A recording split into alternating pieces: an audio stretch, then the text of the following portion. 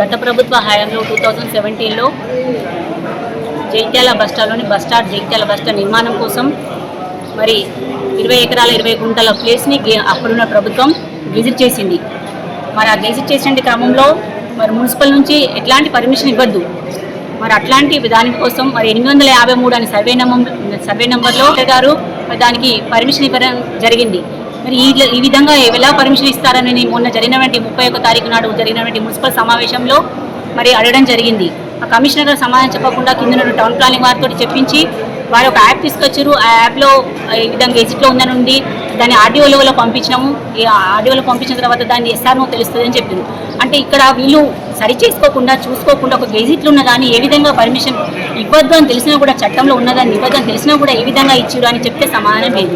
మరి దాన్ని దృష్టిలో ఉంచుకొని ఈరోజు మేము గౌరవ కలెక్టర్ గారికి ఫిర్యాదు ఇవ్వడం జరిగింది.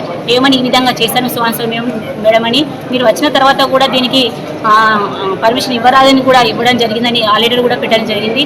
వారేమంటున్నారంటే గెజిట్ తీసేస్తే పర్మిషన్ ఇవ్వచ్చు, కానీ మీరు ఈ విధంగా ఎలా ఇస్తారని కమిషనర్ కూడా అడగడం జరిగింది. దానికి సంబంధించిన వివరాలు పూర్తి స్థాయిలో తెలుసుకొని మరి ఈ ఆర్డర్ని క్యాన్సిల్ చేయడానికి కూడా కమిషనర్ గారు చెప్పడం జరిగింది.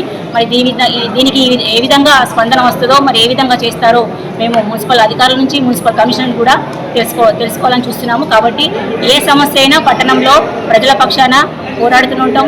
అవినీతి అక్రమాలు కూడా చాలా జరుగుతున్నాయి. ఏంటంటే సెట్ బ్యాక్ కాకుండా, టౌన్లో కూడా సెట్ బ్యాక్ కాకుండా 2020 అని కట్ ఆఫ్ డేట్ ఉన్నప్పటికీ కూడా సెట్ బ్యాక్ కాకుండా కూడా పర్మిషన్ ఇవ్వడం జరుగుతుంది. అట్లాంటి వాటిని కూడా మేము మున్సిపల్ ఆఫీసులో ప్రశ్నిస్తే మరి చాలా వరకు ఉన్నాయి, అవన్నీ చేయాలి, సెట్ బ్యాక్ చేయాలి, అవన్నీ కొలగొట్టాలంటున్నారు.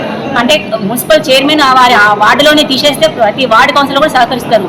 మరి ఆ విధంగా కూడా ప్రతి దేనికైనా కూడా మేము సహకరిస్తామని మున్సిపల్ కౌన్సిల్లో కూడా చెప్పడం జరిగింది. కాబట్టి ప్రజల పక్షాన మేము ప్రశ్నిస్తుంటాం, పోరాడుతుంటాం. ఈరోజు కలెక్టర్ గారు కూడా ఫిర్యాదు చేయడం జరిగింది.